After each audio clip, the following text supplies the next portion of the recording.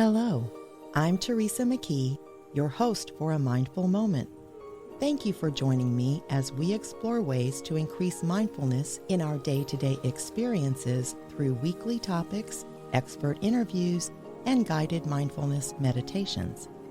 Mindfulness is presence, awareness. It's paying attention to what's happening within us and around us. Mindfulness increases our emotional, physical, and mental well-being. It can also enhance our focus and productivity. Perhaps most importantly, in today's uncertain world, mindfulness strengthens our ability to be more compassionate toward ourselves as well as others.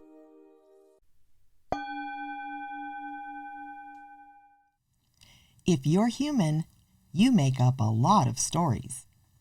We all do. Have you ever had any of these thoughts in response to an event? Bad weather. It's going to be a terrible drive to work. Tax season approaching. I'm going to owe a ton. Attending a party. No one's going to talk to me. Planning a party.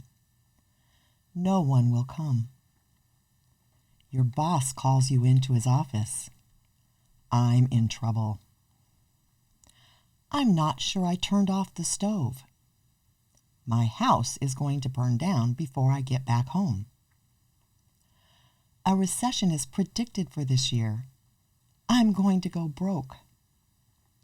The more we think about what could be coming, the more we worry or fret about it. Although we don't know what the future holds, we make up stories and frequently start catastrophizing. To understand why we do this to ourselves, it's important to recognize that the brain, or more specifically the ego, is actually doing its job. That job is to be on the lookout for danger. The problem is, we've grown so accustomed to believing the voice in our heads, we don't recognize that it's just a story. We have no idea what's really going to happen. Think about how many times you've worried yourself sick about something, sometimes for weeks, and once whatever it is happens, you say to yourself, I don't know why I was so worried, because it wasn't terrible.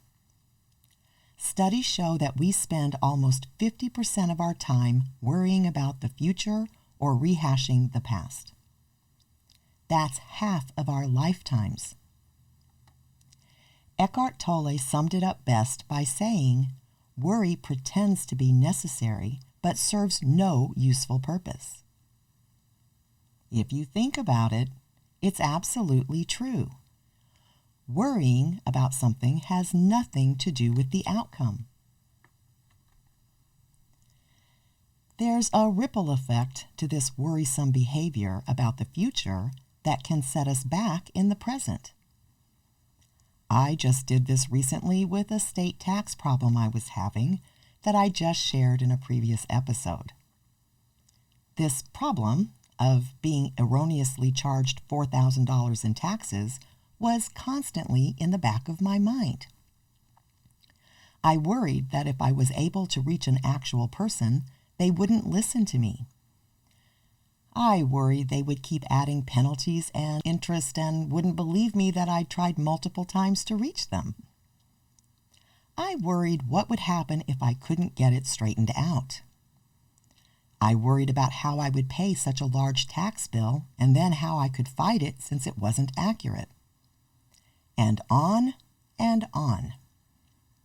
What began to happen from all of this worrying is that I started procrastinating when new letters arrived from the taxing agency, thinking it was just going to be more bad news.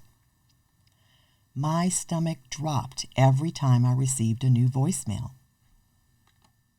One of the exercises we do in our workshops is have everyone write down their story, including what they were thinking and feeling about their given situation. Then we have them go back through their story and cross out anything that is not a provable fact. If I apply this to my story, what's left is that the state erroneously charged me a tax, and I'm in the process of trying to straighten it out. That's it. No drama, no emotions. The rest is me, creating my own suffering, making up stories. Even after I spoke with a person who told me once she received a fax from me that reflected the changes she told me to make, she would reverse all of the charges, I immediately tensed when I received a voicemail a week later from her asking me to call. My storytelling started churning almost immediately. Now what? Was she going to tell me she couldn't fix it? Was I going to be on the hook for the $4,000? I waited an entire day to return the call. Turns out she was just confirming that she'd received the fax.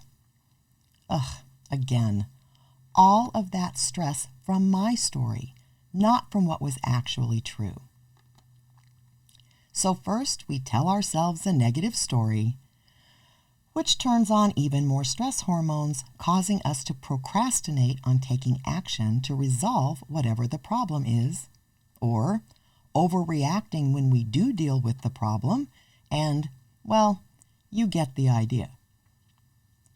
If your teenager has ever been late getting home, was your first thought, "I'm sure he's fine"? Probably not. Thoughts of calling his or her friends or the local hospitals might have raced through your mind. Or you might have the type of story where your teenager is always inconsiderate and disrespectful, and they're doing this just to rebel. Try the editing exercise. What are the actual facts? Mindfulness helps us rein in these tendencies and focus on the present. That doesn't mean that everything will always go our way. It simply means that we remove the factors in the situation where we are adding to our own suffering based on nothing more than our egos misinterpreting a problem as a danger. And when we're not causing our brain to flood us with stress hormones, we can actually think more clearly, which could result in coming up with solutions to resolving the problem. Focusing on the present also doesn't mean we don't plan for the future. But planning is different than anxious worrying and storytelling. A plan is well thought out and strategic. Once we've created a plan, we focus on our present intentions that will lead us to the desired outcome, not the future outcome itself, which can be beset with storytelling. Let's say you want to get a promotion at work. Instead of clinging tightly to the outcome, which can cause you to create stories every day about obstacles that come up, you focus on doing the best job you can each day. That will ultimately lead to your desire, but you're living your goal every day instead of focusing on some far-off outcome fraught with danger. That enriches your life, as you are aware of the present, vibrantly carrying out your intentions and enjoying all of your present experiences. Consider the difference in the quality of your days. When we cling tightly to an outcome, we notice everything that occurs that doesn't seem to align with our goal. Perhaps the supervisor who supports your dream promotion leaves the company. Without mindfulness, you could slip into catastrophizing about what may happen. Like now you have no chance at the promotion without your advocate. Or now you've lost your mentor and won't learn what you need to. Or the next supervisor may not like you, for example. Practicing mindfulness spares us from all of this grief when we remember to do it. Daily external events have little control over our minds. You focus on doing a great job and you're relaxed about your performance because you know you're doing well, thanks to the dedication to your intention to do a good job. You're more open to taking reasonable risks when opportunities arise, allowing you to shine on the job. And mistakes or failures don't send you into a tailspin because you recognize that this is when you can learn the most valuable lessons, which will only further your progress toward your goal. It's the same process for any long-term goal. Purchasing a home, building a valuable relationship, starting a family. Relax and enjoy the process. There's a common idiom that we choose what we want, but don't control how or when we get it.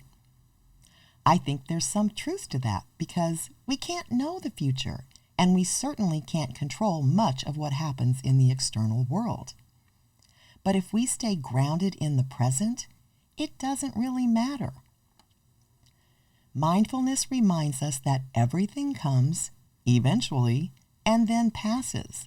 Nothing is permanent, so being open to that fact eases the grip of wanting something a certain way at a certain time.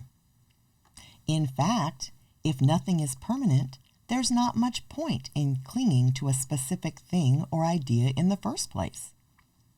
We can practice allowing events to unfold and recognizing the value of whatever is produced by them. This actually ties into New Year resolutions, which is pertinent since we're ringing in the new year. It's a lot easier to accomplish a daily intention than shoot for a big goal for the new year. So consider what it is you really want without any rigidity. One of the most common resolutions involves releasing weight. If your resolution is to release 20 pounds this year, does it really matter if the end result is 21 or 19 pounds? Does that mean you failed? And of course, if you start the year off with this big goal of releasing 20 pounds, pay attention to how that feels right now. Deprivation? Sacrifice? What if instead you set a daily intention to reduce caloric intake by 10%, or eat fewer processed carbs, or increase your vegetable consumption, or exercise more? Chances are you'll meet your goal if you approach it this way. But of course, you have to pay attention to your stories. If you're invited out to the Cheesecake Factory for lunch, what story will you tell yourself after completing a large portioned meal plus a giant slice of cheesecake? That you've ruined your resolution and will never be able to release weight? Or that you slipped on your intention for the day, but it was a lovely lunch with friends and you'll set a new intention tomorrow to get back on track? One of the easiest ways to practice mindfulness with respect to the stories we tell ourselves is to simply label the thoughts as stories. As I hear my own story saying something like, "I'm going to end up having to pay a tax I don't owe," I simply say to myself, "I'm making up stories." Or you could just say storytelling. This snaps our minds not only back to the present, but out of the yarn we're spinning and back to reality. It really is that simple. If we stay aware of our minds and what we're doing, we can choose to change directions. My teenager is late, but that's not so unusual for teenagers. We'll have to discuss boundaries when she gets home. My boss has called me into the office. I wonder if she's noticed what a good job I've done lately. Looks like bad weather this morning. I'll just leave earlier to make sure I arrive on time. A new tax year means tax season is approaching. I could prepare early so that I know what to expect, and it might even be a refund. I've got a party to attend tonight and am looking forward to meeting new people. I'm planning a party and I'm sure most people I invite will attend. I'm not sure I turned off the stove, but I probably did. A recession is predicted for this year, and I'm grateful for the heads up so I can make plans to lessen the impact on my finances. These are stories too. The truth is, we don't know what will happen. But if we're going to make up a story, why not make it a good one? One that doesn't prompt the fight or flight response. One that is just as likely to happen as its negative counterpart. Leo Buscaglia said, "Worry never robs tomorrow of its sorrow. It only saps today of its joy." How many days do we spend worrying instead of enjoying life to the fullest? If we have no control over a problem, worrying about it or making up stories does nothing to remedy the issue. If we have some control over it, we can probably fix it, so there's still nothing to worry about. We so frequently forget two things. First, that the chatter in our minds is not truth. It's just a function of the brain, and we have much more control over it than we realize. Second, that we have to practice awareness to notice what our minds are doing. We can do that through mindful practices, staying focused on the present moment, on today. It's just a matter of minding our minds. Are you ready to change your story? Until next time, I encourage you to meditate daily and be mindful in all of your everyday activities. Simply bring your full awareness to the present moment to build your mindfulness skills, paying attention to every detail of what you're doing, from washing dishes to work tasks to taking a walk. Your mind will wander, and that's normal. Each time you notice it has wandered, that's mindfulness. Consider how wonderful the world could be if everyone was mindful. You can help make that happen. It all starts with a mindful moment. This podcast is part of the Airwave Media Podcast Network. Visit airwavemedia.com to listen and subscribe to other great shows like the Daily Meditation Podcast, Everything Everywhere, and Movie Therapy. We deeply appreciate your support at patreon.com/amindfulmoment. Please be sure to subscribe to A Mindful Moment and follow us on Instagram at A Mindful Moment Podcast. Visit our website, amindfulmoment.com, to access podcasts, scripts, and book recommendations. A Mindful Moment is written and hosted by Teresa McKee and/or Melissa Sims. The Spanish version is translated and hosted by Paola Tile. Intro music, Retreat by Jason Farnham. Outro music, Morning Stroll by Josh Kirsch, Media Right Productions. Thank you for tuning in. This podcast is produced by Work to Live Productions.